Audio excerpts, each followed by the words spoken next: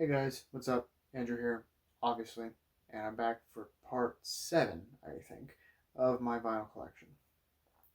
Quick disclaimer before we get started, all of the records that I'm going to showcase today are all from the same band. They're a band that's very, very popular. They're very hated by some people who are enthusiastic about underground metal. The band I'm talking about is obviously Metallica. The only stuff I have from them is 80s stuff because that's pretty much the only Metallica I listen to. But they are very important to my music listening history, and I wouldn't be here without them. So I'm still going to talk about them. But just let it be known, I really only listen to the 80s stuff. I don't care for anything after that. So that's all this video is going to be about. So get started. Okay, first up, obviously, is their first album, Kill 'Em All. 1983. Obviously, this was a pretty controversial release when it came out, mainly because of the fact that most of these songs had Dave Mustaine writing them, or at least Dave Mustaine writing credits on them. But he obviously doesn't play on the album because he was kicked out. Kirk plays on this. With that being said, this is an incredibly fun listen, and I don't really listen to the Big Four or even Bay Area thrash metal much anymore. If I'm gonna listen to thrash metal, I'm usually gonna be listening to like Demolition Hammer, Corner, Voivod, stuff like that. That's the stuff I really like. Celtic Frost.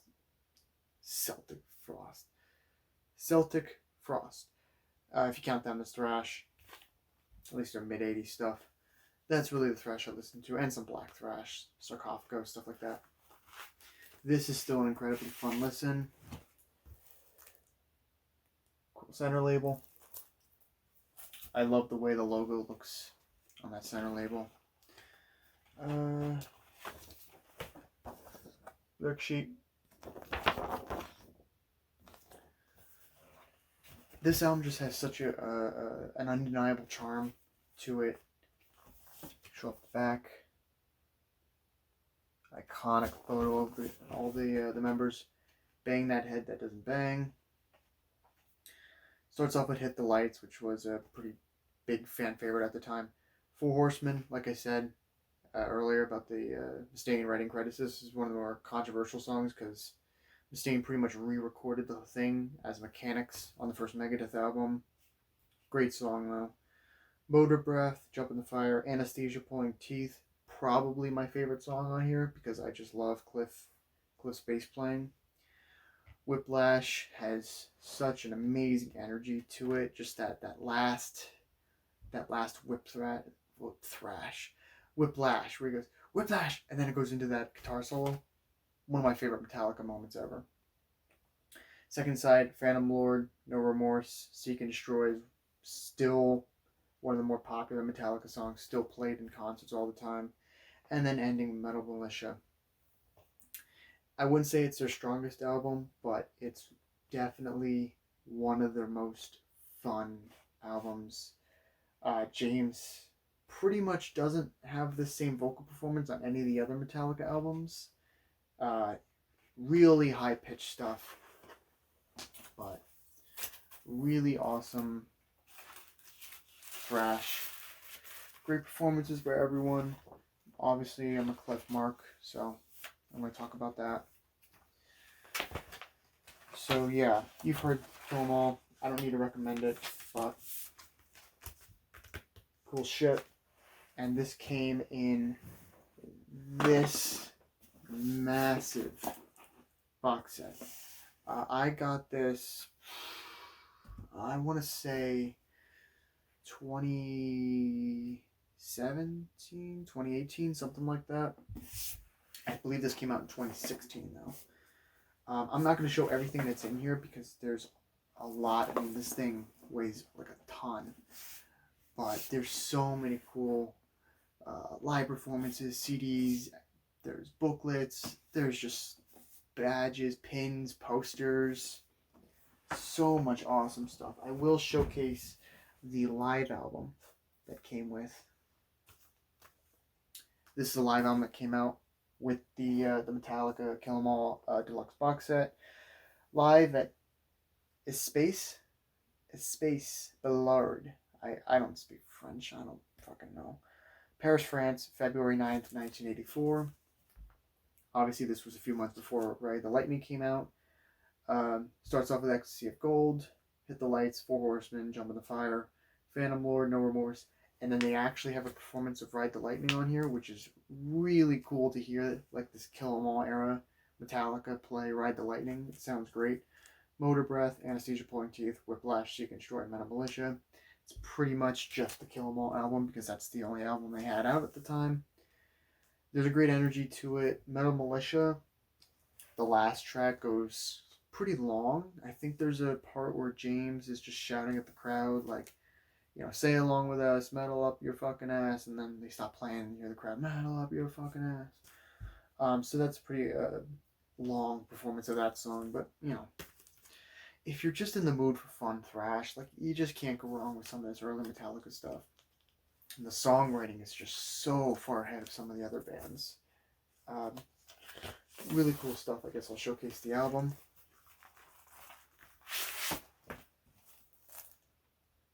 Same center label as Kill 'Em All. Weighs a ton, though. And that is because there's two of them. I'm dumb. So, yeah. Kill 'Em All, great album. Not my favorite Metallica album, but there's, like I said, there's such a charm to it, being that it's their first album and they're so youthful and such the opposite of what they are now. They just pale in comparison. Obviously, next album up, 1984, Ride the Lightning. If I had to pick, this is my favorite Metallica album. The album cover is amazing. The songs are amazing. Performances, everything about this album is phenomenal. Absolutely phenomenal. And this album is one of the reasons why I can't just sit here and say that all Metallica is bad, because it isn't. It really isn't. As much as I think they're a joke of a band now, this early stuff, even if I don't listen to it anymore because I've just moved on to other stuff, is incredible. I'm going to pull this one out because I love the way the blue center label looks. I think that's absolutely gorgeous. Also, since all of these are newer press, I'll just comment all of them sound amazing. But that should come as no surprise. Put this back in. Is there a lyric sheet? Yes, there is. Lyric sheet. Black and yellow format. Another iconic photo of the band. A couple of pictures, actually. Where do I even start with this album? Well, I guess I'll start with the first song, obviously. Fight Fire with Fire. I was a dumbass back when I first heard this song in like junior year of high school. I saw YouTube comments talking about the double bass part in Fight Fire with Fire. You know what I'm talking about. And I thought, that doesn't sound like a bass guitar to me. Like, I was so dumb back then. Fight Fire with Fire is incredible. The title track, Ride the Lightning, is one of the best songs on here. For Whom the Bell Tolls is maybe one of the songs on here I can't listen to anymore because it's just played at like all sporting events. It's played on the radio in my town. It's I'll learn the bass intro and then I don't have to listen to that song ever again. I mean, I've already learned it, but whatever. Fade to Black, one of the songs from Metallica that I've listened to the most, bar none. Gorgeous ballad, amazing guitar solo. Trapped Under Ice and Escape are usually listed as the two weaker songs on the album. I still think they're pretty good.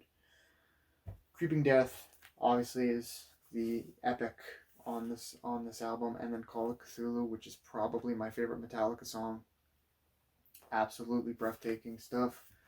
This is also the first Metallica album that has their classic album track listing kind of system. And what do I mean by that? First song, Fight Fire with Fire, starts off the album. Fast, frenetic, short, don't need to say much. Title track, long, epic. Third song is your mid-tempo, kind of doomier song. Fourth song, ballad. That's side A. Side B, your faster song again. Your mid-tempo song again. Epic, instrumental. They flip around the format a little bit on Master of Puppets, but I love the way track listings are made, and I love how songs flow into each other, and I think these songs flow together on this album incredibly. So everything from the guitar tone to the lyrics, which are all follow the same themes of death, where it's usually not justified. You know, Ride the Lightning is about a death row inmate who maybe did not do the crimes he is convicted of. From the Bell Tolls, World War I soldier doesn't deserve to die. Fade to Black, Suicidal Man. Trapped Under Ice, just someone caught in a bad situation, bad weather situation. Creeping Death, obviously the firstborn son didn't deserve to die. Call of Cthulhu. You know, that's the theme with this album, is that it's all unjustified deaths. And they do a different theme on Master of Puppets, but here, that's that. And yeah, awesome album.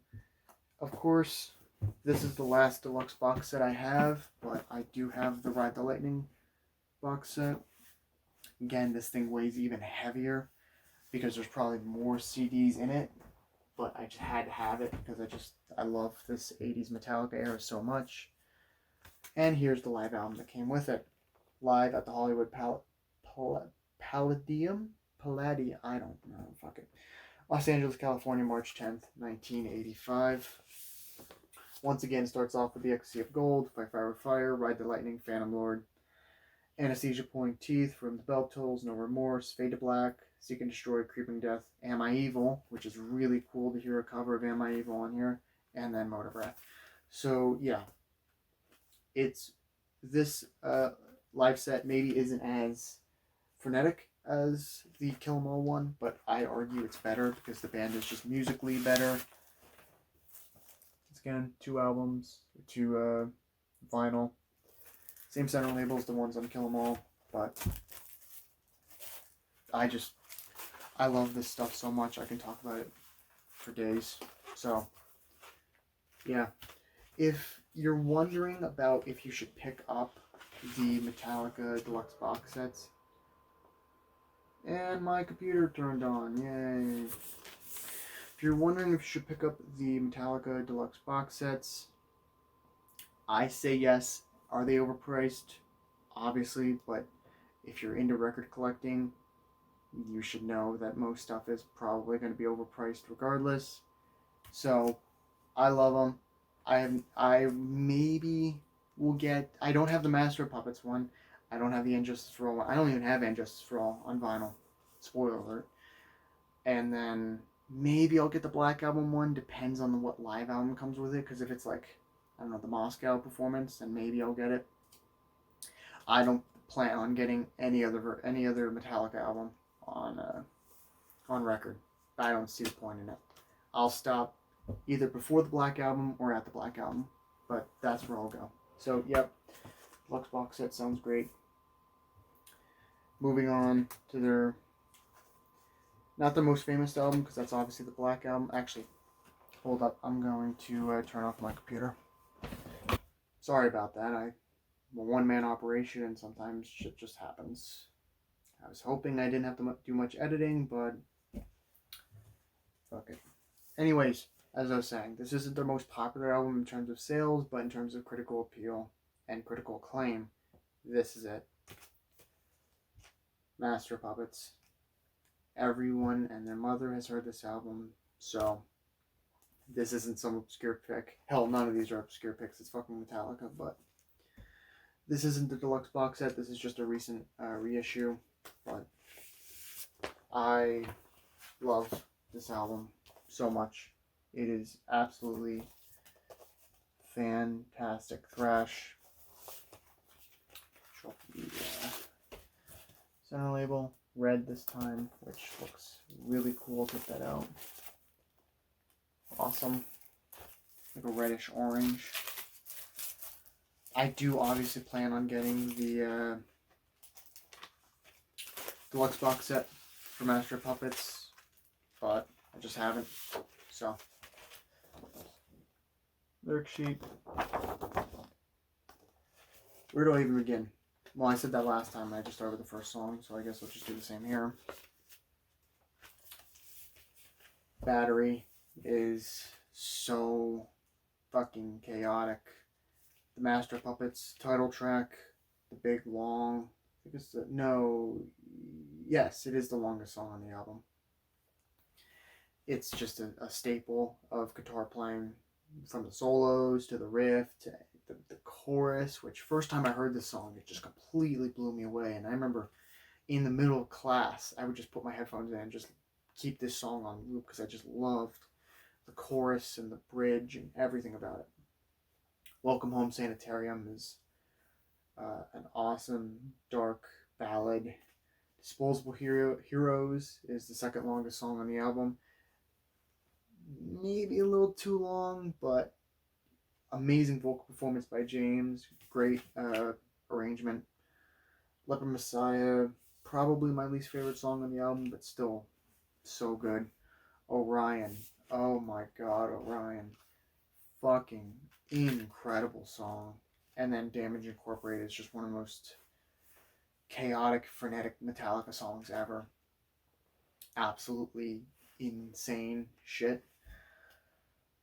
What's the theme with this album? Well, I see it as a literal interpretation of the cover, which is a bunch of stories about people being kind of controlled, like a master and his puppets. What do I mean by this?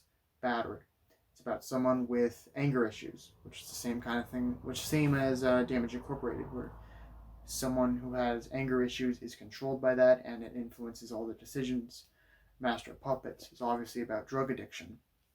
The thing that should not be is, I interpret the thing that should not be as, some kind of a Lovecraftian monster, maybe like Godzilla or something, just fucking leveling a city, so that's obviously pretty controlling. If there's a fucking monster outside my window, I wouldn't try and be its master. That sounds, oh my god, why did I even say that? Welcome Home Sanitarium is the song about one who flew over the cuckoo's nest. Obviously, mental disabilities control someone. Disposable Heroes is more literal. A general controlling his soldiers, telling them to go out and die for whatever bullshit reason. Leper Messiah is about religion and televangelism and how they control what you do. Orion, I have no idea how Orion fits into that because it doesn't have any words, but I'm sure it fits in it somehow. I know Orion is a Greek god for archery, I think. I think it's the Greek god of archery and hunting. I don't know how that fits in. Anyways, this album is so fucking good. It holds a very special place in my heart. I mean, all these Metallica albums hold a very special place in my heart. High school senior year, I listened to all these albums like weekly for the entirety of my senior year. I love this shit so much. This one in particular means a lot to me. Freshman year of college, I was my best friend from middle school. She also goes to the same college as me, and she had invited her boyfriend up to visit us, who has been my best friend since 5th grade. And I remember the last day they were there, we went to my room and they helped me hang some flags and stuff. We played some N64. It was a good time. And I played this album, and, they obviously didn't care for it at all because they kind of just, they like, top 40 stuff, but they at least appreciated it. And it was really nice to just show two of my really good friends something that meant so much to me. And it means more because the boyfriend has since passed away. this album and this particular vinyl, because this is the record I played for them, means a lot to me. So yeah, if you want to sit there and call me a poser because I'm fucking talking about Metallica and I'm not talking about some obscure Middle Eastern war metal band, dude, I listen to a lot of shit. It just so happens that I own this in my vinyl collection. When I get Middle Eastern war metal on vinyl, I'll show it. But this is what I listen to as well. And this is what I have on vinyl, and this is what I'm going to talk about because it means a lot to me. So yeah, Master Puppets. It's not overrated. If people try and sit there and say that Rain and Blood is better, they're fucking lunatics. They think Rust in Peace is better than this. They're fucking lunatics. This is absolutely incredible. And this is even my favorite thrash album of 1986. Probably that would go to like Darkness Descends. It was just an incredible year for thrash. But in terms of an album, a thrash album holding a special place in my heart, I dare say no album comes closer than Master Puppets. Final album I have, not And Justice for All. It's actually the EP. The $5.98 EP. I think when I bought this, it was at my college bookstore, and they actually sold it for $15.98, which is pretty cool. It was either at the college bookstore or the college. There was a record store nearby the college called The Exchange that I got a couple of my records from. Love the way that's more orange. It's like Kill 'Em All was red, Master Puppets was reddish orange. That's just straight orange. Obviously, Cliff died, so we have Jason on board, and they cover Helpless, The Small Hours, The Wait, and then Crash Course in Brain Surgery, which is a cover of Budgie. Great band, check them out, they're awesome. And then finally, Last Caress / Green Hell, Misfits, one of my favorite punk bands of all time. Cliff is very famous for wearing his Misfits shirt. I actually dressed up, fun fact, I dressed up as Cliff Burton. Senior year Halloween, I dressed up as Cliff Burton in the denim jacket, the light blue jeans, and the Misfits shirt. Actually, that was a really good costume. I like that one. So yeah, is this good? I think it's good. It's I don't put it anywhere near the studio albums that they released in the 80s, but you know what? This is fun. This is a really fun EP that they released pretty much just to supplement the fans before And Justice for All came out, because I believe there was a 2-year. Master Puppets came out in 86, and Justice for All came out in 88. Yes. Maybe 88, yeah. Might be wrong on that, but I think it's 88. It's 89. No, it's 88. I hope I'm right on that. I better be right on that. So yeah, this isn't like the greatest material ever, but they literally say on the back that they were just fucking around. So yeah, it literally says the last line. These are cover tunes. You shouldn't take all this too seriously because we don't enjoy. I just wish this band fucking stayed good. The Black Album, I don't hate the Black Album. I really don't.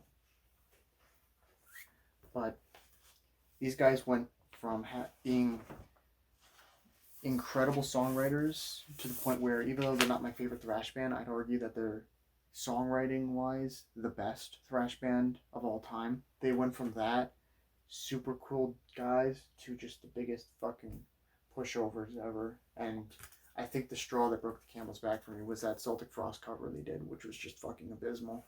And now I just can't even...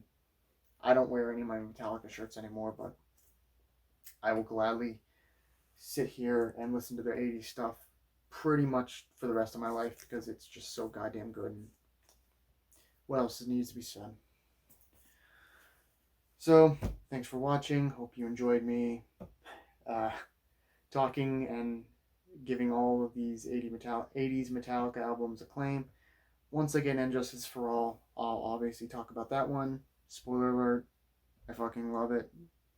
Is there any surprise? No. So, thanks for watching. Stay tuned for the next one.